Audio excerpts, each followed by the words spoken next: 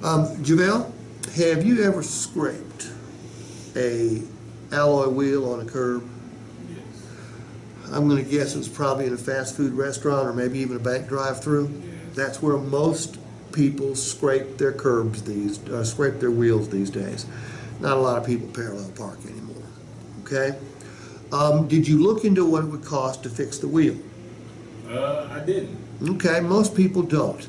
It's going to be somewhere between $75 and $150 or $175, depending upon how deep and how serious the gashes are. All right?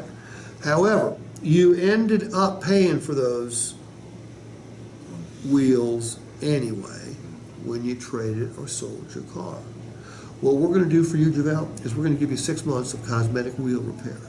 During the first 6 months, when you scrape a wheel, you give the 1-800 number a call, and they will send you to the wheel doctor. Okay? The wheel doctor will fix up your wheel at no cost to you. Keep your vehicle looking better. No money comes out of your pocket, and it can definitely impact the resale value of your vehicle when you go to sell or trade it.